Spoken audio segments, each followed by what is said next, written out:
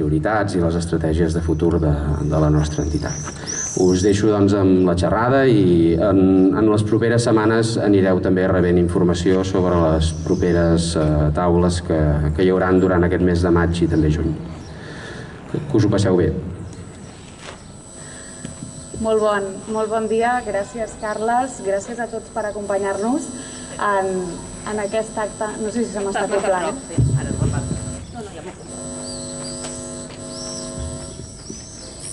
Ara potser millor. Continuo, doncs. Sí? Hola, hola. Sí que s'acopla una mica.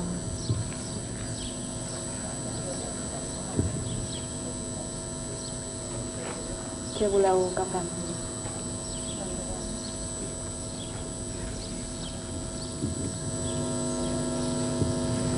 L'hauries potser de girar cap allà, no?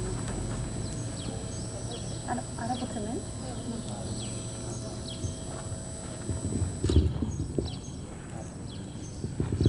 Hola? Se'm sent bé? Provarem amb un, sí. Provem amb aquest.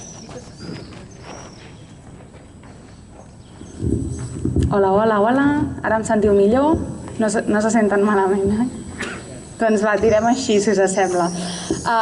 Com us deia, doncs moltíssimes gràcies avui per acompanyar-nos en aquest pati del Cafè Nou, amb l'inici una mica, com ens deia en Carles, d'aquestes taules rodones que s'han organitzat també amb motiu de celebració del 50è aniversari d'Òmnium Cultural al Maresme, una entitat que ha crescut molt exponencialment en els últims anys de socis, des dels seus inicis, però especialment també, com deia, des de l'octubre del 2017 i posteriorment amb l'empresonament del president d'Òmnium Cultural, Jordi Cuixart, a qui des d'aquí permeteu-me que li traslladi tot el nostre escalf. Sota el títol L'ús de la llengua al segle XXI, avui ens farem diverses preguntes. Entre elles, per exemple, doncs, què hem de fer si està en perill, què podem fer per promoure-la, i és per això que avui ens acompanyen, veieu que no estic sola, estem amb la Mari Carme Junyer i Figueres. Moltíssimes gràcies per acompanyar-nos, Mari Carme. Ella és professora de Lingüística de la Universitat de Barcelona, directora del grup d'estudis de les llengües amenaçades i autora de diversos llibres, molts d'ells evidentment relacionats amb la llengua, com El futur del català depèn de tu, Els colors de la neu, les llengües, les persones i el món, que ha fet amb Pere Comelles, El català de la llengua efervescent, o La diversitat lingüística, didàctica i recorregut de les llengües del món. També tenim amb nosaltres avui l'Avelí Flors Mas, que és sociolingüista i investigador del Centre de Recerca de Sociolingüística i Comunicació de la Universitat de Barcelona i professor associat del grau de Lingüística de la Facultat de Filologia i Comunicació de la mateixa universitat. Gràcies també avui per acompanyar-nos.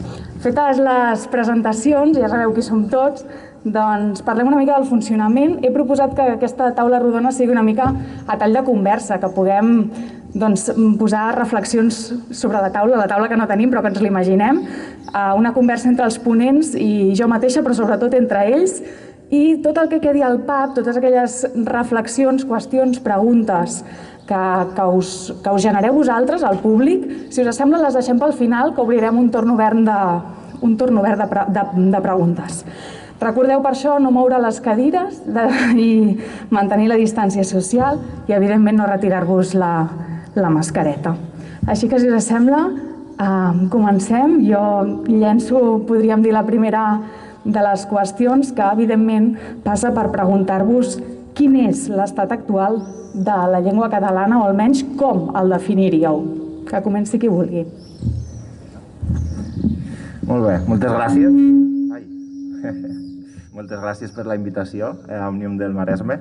I abans de començar volia dir que em fa molta il·lusió ser de Mataró, perquè just ara i avui quan venia cap aquí ho pensava, dic, fa 10 anys estava fent unes entrevistes per al que va ser el meu treball final de màster i després la meva tesi doctoral, i per tant estic molt content de poder tornar a ser aquí a Mataró. I la pregunta que feu és una pregunta molt difícil i que de fet necessitaríem, esplaiar-nos molt per a respondre-la, perquè per a començar tenim una gran diversitat territorial, i Òmnium és una entitat que aposta per la vertebració dels països catalans i per tant creiem que hauríem d'entrar a parlar també de la situació de la llengua en altres territoris, però crec que pot ser oportú centrar-nos primer en Catalunya i després, si de cas i en el torn de preguntes ja ho podem concretar. I bàsicament, per a fer-ho curt i donar-li paraula a Carme i anar teixint el diàleg, des de la sociolingüística el que veiem és que hi ha com dues tendències que poden semblar una mica contradictòries i que fan que la situació de la llengua de fet siga una mica ambivalent, en el sentit que hi ha tendències positives, tots podem detectar tendències positives i també altres de negatives.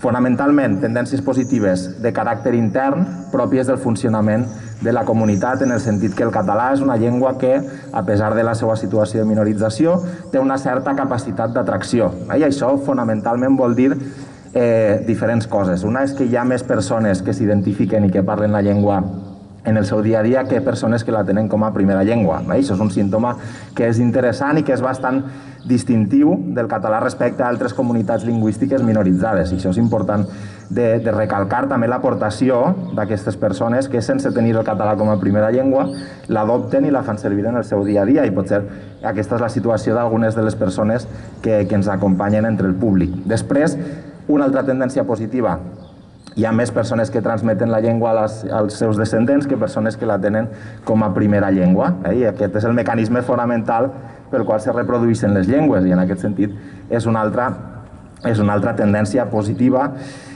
Per tant, tot això és important de remarcar. També el català és una llengua en situació de minorització, i això és important, no perdeu de vista. Hi ha una minorització que s'ha anat agreujant des de que comencem a tindre evidències des d'un punt de vista quantitatiu, des d'un punt de vista demogràfic. Sabem que els catalanoparlants s'han anat reduint progressivament i ara estem ara mateix en una situació en què prop d'un terç de la població diu que parla el català de llengua de manera habitual, i això ens situa en una situació, de certa complexitat. Fonamentalment, i el que jo voldria destacar, és que aquestes tendències de minorització no estan tan relacionades amb dinàmiques internes de la comunitat lingüística, que hem vist que són moderadament positives, sinó bàsicament per factors demogràfics relacionats amb el model econòmic, que potencia la immigració de mà d'obra per a cobrir feines estacionals en camps precaris, etc., en camps que no afavoreixen la incorporació a l'ús i al coneixement del català. I per tant aquí tenim un repte important i un marc polític, però en això segurament podem entrar més després, advers, per dir-ho de manera suau.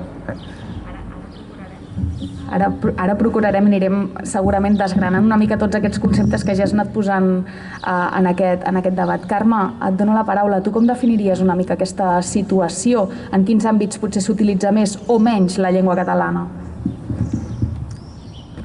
Bon dia, per cert. Jo també estic molt contenta de ser a Mataró. És que ara quan la Balí parlava em feia pensar en un dels llibres que he citat, el del català en la llengua efervescent, en el que la Balí també participa, i que hi participen 77, no només sociolingüistes, però persones relacionades amb la llengua de tot el territori, per fer-ho en sentit estricte, des de Perpinyà fins a Alacant i des de Vall de Roures fins a Eivissa. I tot i que hi ha visions molt diferents, no n'hi ha cap que digui que les coses van bé. I ja dic, hi ha tots els nivells d'això. Vull dir que crec que la percepció de que estem en una situació complicada és força general, i crec que hi ha motius per pensar-ho, perquè l'experiència quotidiana ho mostra i les xifres també. Jo comparteixo amb la Balí aquesta idea que el millor que tenim és que de fet ja deuen ser milions de persones que sense tenir el català com a primera llengua l'han adoptat, el tenen com a llengua habitual. Això és un regal que realment és únic i que hem d'estar agraïts. Fa pocs dies vaig ser a Vic i estàvem en un grup, vaja, era la universitat aquesta de l'experiència i tothom parlava de com anaven les coses i ells mateixos dient sí, és que nosaltres de seguida canviem el castellà, però aleshores anaven posant exemples de gent d'aquí i d'allà i deia, aquests parlen en català. És que realment són aquests l'esperança. O sigui, són els que ens donen la possibilitat de guanyar nous parlants i de mantenir-nos, perquè és que créixer ja no sé ni si és possible. Jo no tinc tan clar, i això estaria bé que el CUSC ho estudiés, això de la transmissió. Jo no tinc tan clar que s'estigui mantenint. Perquè és un altre dels mites amb els que la transmissió funciona. Jo crec que ara, bé, de fet, el Xavier Vila, que és el director del CUSC, em va dir que ara havien presentat un projecte per estudiar què passava amb els nanos de 10 anys i crec que també és molt necessari, però són sobretot aquestes franges les que s'hauria de veure què passa, perquè em sembla que és per on ens podem perdre o per on podem guanyar, si és que hem de guanyar. Ara que mencionaves el CUSC, per aquells que no ho sàpiguen, és el Centre de Recerca en Sociolingüística i Comunicació, que en aquest cas la Bali també forma part amb la Universitat de Barcelona. Aprofitant que et tenim aquí, Carme, explica'ns una mica també en quins sectors o àmbits perilla més la llengua catalana. Per què està tan amenaçada? És que jo no parlaria tant de sectors o àmbits. A veure, m'explico. Si a mi em pregunten en què et bases per dir que el català és una llengua amenaçada? D'una banda, la reducció del nombre de parlants. Clar, aquí sempre em poden dir és que la població ha crescut molt i en termes relatius és obvi que disminuïm. Però és que en termes absoluts també. Des del 2003 al 2013, això són les dades de l'enquesta d'usos lingüístics de la població, però desapareixen 96.000 parlants. Després, el 2018, se'n recuperen 40.000, però en qualsevol cas la tendència és a la baixa. Per això dic que jo no tinc tan clara aquesta qüestió de la transmissió, perquè passa alguna cosa i fa temps que passa. Vull dir que, en tot cas, des de fa anys que disminuïm, especialment en termes relatius, però també en termes absoluts. Després, un símptoma que jo diria que és evident és la reducció de la base territorial. Clar, d'entrada podem dir, si pensem on es parlava català fa 200 anys i on es parla ara, jo diria que és evident. I 200 anys en la vida de la llengua no és tant temps, però és que amb les dades recents el que veiem és que allò que molts encara interpreten com un fenomen urbà o de l'àrea metropolitana o que és una cosa que hi ha pobles on els nanos no saben castellà i totes aquestes coses no es deuen passejar gaire, perquè és una cosa que s'ha escampat molt. Perquè no tinc cap mapa per ensenyar-vos, però si pensem, per exemple, en les Terres de l'Ebre, que és on percentualment estan millor pel que fa a l'ús, els que tenen el català com a llengua habitual, etc., doncs als anys 90 estaven per sobre del 90%. El 2009 em sembla que és que surt l'informe de l'Observatori de la Llengua Catalana de l'Institut d'Estudis Catalans i ja estan pel 80%, i ara amb l'enquesta d'usos lingüístics del 2008 estan pel 70%. I aquests són els que estan més bé, perquè amb això dels àmbits territorials sempre els ensenyen, doncs estan això pel 70%. I després amb això dels àmbits territorials, perquè abans parlaven més de comarques, ara els han dividit en 8, i clar, ens ho presenten com més de la meitat dels àmbits territorials de Catalunya, més de la meitat de la població té el català com a llengua habitual. Si tu mires, el que veus és que dels 8 àmbits territorials, en 5 estem per sobre del 50%, hi ha les Terres de l'Ebre, que és aquest 72%, però després, per sobre del 60, ja no hi ha ningú. És a dir, els altres 4 estan tots entre el 50 i el 60. I després, els que queden, bé, l'àrea metropolitana ja ho sabem, Tarragona també ho sabem bastant, estan pel 40%, però aleshores hi ha un territori que no compta com a zona urbana, que és el Penedès, i aquests estan al 38,9%. I ja dic, i això són vinyes. No sé si s'entreviaran els de Vilafranca, perquè, o els del Vendrell, perquè dic que no és zona urbana, però en tot cas no és en l'imaginari d'una zona on el català pugui perillar. I jo crec que la cosa ha disminuït prou. Per tant, això. Realitats molt diferents arreu del territori i usos lingüístics i identitats socials que al final també fan que la llengua catalana sigui diferent arreu, no? Jo no ho veig tan diferent, la veritat. No. Jo crec que això s'ha escampat com una taca d'oli i que el que et puguis trobar a un institut de Mataró també t'ho pots trobar al de Valls o al de Gandesa. És això, o sigui que encara hi ha aquest miratge de que això passa en l'àmbit metropolità, que és un fenomen urbà, i no. Te'n pots anar a pobles d'aquests petits del Pirineu i trobar-te el mateix fenomen. Avelí, tu que també has estudiat molt aquesta vessant potser més de les identitats socials, fins i tot els hàbits lingüístics o usos lingüístics entre els joves, entre els adolescents, de tot això què n'hi dius? Bé, jo en primer lloc discreparia una mica del retrat que fa Carme en el sentit de sí que hi ha realitats diferenciades, més o menys diferenciades. Després podem trobar alguns fenòmens similars, etc., però només les persones que assistiu a l'acte, que sou de Mataró, ja sabeu que hi ha una diferència important entre barris, per exemple. Hi ha barris on la presència del català és àmpliament predominant i barris en què el català és una llengua molt absent. Jo quan vaig fer el treball de camp aquí hi havia centres educatius que segur que vos poden vindre al cap en què sabeu que la llengua no marcada, la llengua d'interacció entre els adolescents és el català, i altres instituts, pot ser més, en què aquesta llengua d'interacció habitual és el castellà.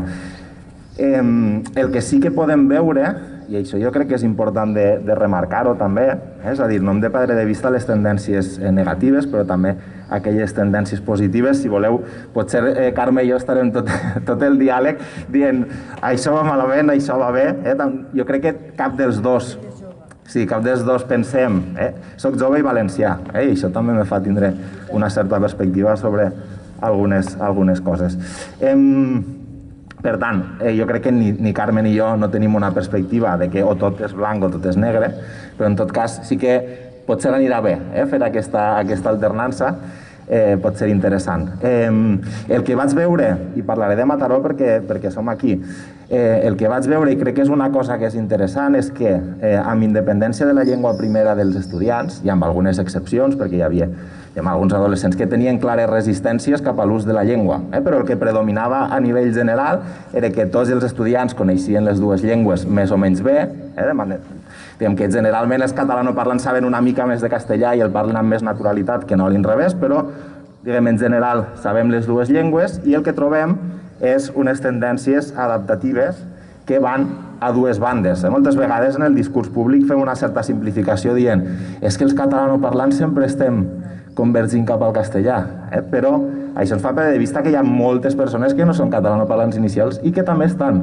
fent aquesta convergència cap al castellà. Per tant, jo crec que això és important. I el que veiem era aquesta convergència a dues bandes, que els catalanoparlants, de manera poc conscient, poc reflexiva, passaven al castellà amb molta facilitat i en què els castellanoparlants també ho feien. Hi havia un estudiant, un adolescent d'aquí de Mataró, que me va dir aquí no és o parles una llengua o parles l'altra. Ell diu, jo aquí he vist a tothom parlant les dues llengües. El que era estrany era una persona que mantenia la seva llengua de manera, exclusiva. Això és el que ressaltaven ells com a diferent. Per tant, jo crec que aquesta bilingüització és un tret important dels adolescents. Voldria dir dues coses més sobre els adolescents. En un primer lloc, i aquesta tendència sí que pot ser més preocupant, és que entre els adolescents veiem més usos bilingües, més usos, més convergència cap al castellà i cap al català a dues bandes, però també veiem uns usos menys intensius del català. És a dir, comparats en generacions més grans, tenim usos més, bilingües. En aquest sentit, tenim moltes persones que fan servir el català, però que el fan servir amb poca intensitat. Això sí que és una tendència pròpia, jo crec, dels adolescents que pot ser una mica preocupant. I després m'interessava, quan ens vau passar una sèrie de preguntes per a preparar aquest diàleg, que plantejàveu què passa amb els adolescents, ja problematitzant la relació dels adolescents i els joves amb la llengua. Jo crec que és molt simptomàtic, i no se restringís només a la llengua. Diguem que ara tenim un exemple molt important, que és tot el tema de la pandèmia, en què sempre els joves apareixen a les notícies com a problema.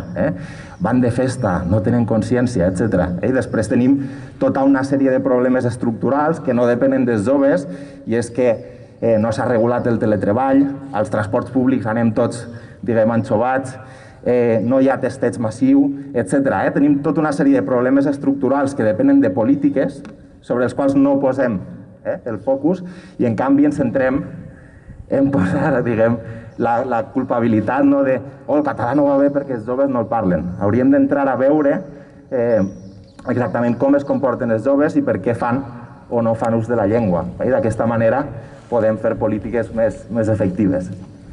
I de fet, no sé si també, potser no tant en els joves, però aquests usos de la llengua catalana, no sé si acostumem a canviar-los més quan estem a l'escola o quan anem pel carrer, i en l'àmbit privat actuem d'una altra manera. No sé si al final aquesta diferenciació de la llengua també es produeix, aquests canvis que dèiem també es produeixen en segons quins llocs ens trobem.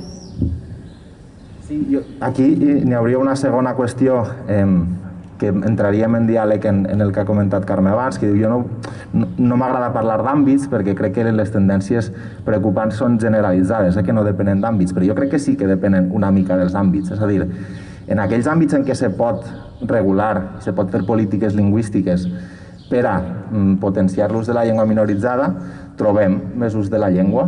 En els àmbits en què hi ha legislació en contra de l'ús de la llengua, trobem menys ús de la llengua. Pensem l'educació, d'acord, el model té problemes, sobretot a secundària, etc., però quina diferència entre l'ús del català en el sistema educatiu i a l'àmbit judicial? Què passa a l'àmbit judicial? És una competència estatal, no se legisla a favor de les llengües minoritzades i per tant l'ús és residual, i cada vegada més residual. Per tant, les polítiques tenen un pes on tampoc trobem ús de la llengua en aquells entorns que són clarament dependents del mercat i d'un mercat que no se pot regular. Les plataformes, Netflix, Amazon, etc., és impossible o molt difícil legislar per a potenciar la presència de llengües minoritzades. I quina és la presència del català en aquestes plataformes?